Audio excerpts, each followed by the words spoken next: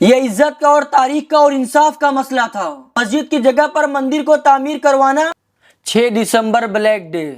یہ ایک تاریخ نہیں ہے، یہ وہ زخم ہے جو ہندوستان کے دل پر لگا تھا۔ ایک جگہ جہاں پر عبادت ہوتی تھی، جہاں پر آذان کی آواز گونجا کرتی تھی، اس جگہ کو بھیڑ نے آ کر کے گرایا، اور اس کے بعد میں کورٹ کا ایسا فیصلہ آیا کہ جس نے تمام ہندوستان کے مسلمانوں کے دل کو توڑ کر رکھ دیا۔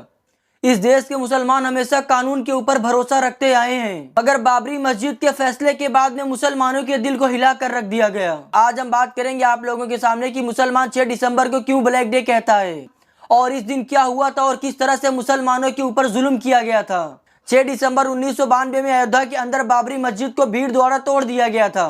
وہ بھیڑ کوئی عام بھیڑ نہیں تھی، آرگنائز تھی، تیار تھی، اور ہر چیز اپنے پلان کے مطابق کر رہی تھی۔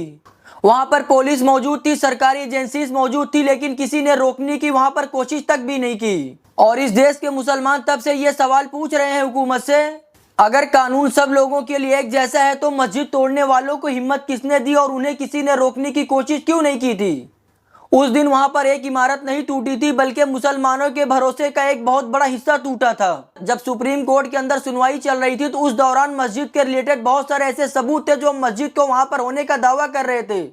کافی ساری بنیاد وہاں پر مسجد کے ہونے کا سپورٹ کر رہے تھے، لیکن جب بابری مسجد کے کیس کا فیصلہ آیا تو ثبوتوں کو اگنور کر کے وہاں پر فیصلہ آیا تھا، اور وہ فیصلہ ان کے حق میں آیا جنہوں نے مسجدوں کے اوپر حملے کر کے مسجدوں کو شہید کر دیا تھا۔ اور اس فیصلے کے بعد میں مسلمانوں کا جو ریئیکشن آیا تھا، وہ ریئیکشن آپ لوگ اس طرح سے سمجھ لیجئے، ہماری بات نہ سنی گئی، نہ ہمارے درد کو سمجھا گیا۔ ایک پوری قوم یہ سوچنے پر مجبور ہو گئی، کیا ہمارا ثبوت، کیا ہمارا ایویڈنس، کیا ہماری زبان کی کوئی اہمیت نہیں رہ گئی؟ سپریم کورٹ نے جب ایک وقت پر کہا تھا کہ مسجد توڑنا ایک اللیگل ایکٹ تھا، دھرم کے نام پر توڑ پھوڑ قبول نہیں کیا جائے گا، لیکن پھر بھی وہ فیصلہ انہی لوگوں کے سپورٹ میں آیا تھا جن لوگوں نے وہاں پر جا کر کے بابری مسجد کو شہید کیا تھا، اور ان کے سپورٹروں کے حق میں آیا۔ اور پھر مسلمانوں نے یہ محسوس کیا کہ جب سپریم کورٹ نے یہ مانا کہ مسجد کے اوپر حملہ کرنا یہ ایک جرم تھا، اور پھر سپریم کورٹ نے اسی جگہ کا فیصلہ انہی لوگوں کے حق میں کیوں سنا دیا؟ اور پھر اس فیصلے نے مسلمانوں کے دل میں ایک بہت زیادہ غصہ پیدا کیا، اور ہندوستان کے 40 کروڑ مسلمان نے اپنے دل میں ایک ہی بات رکھی،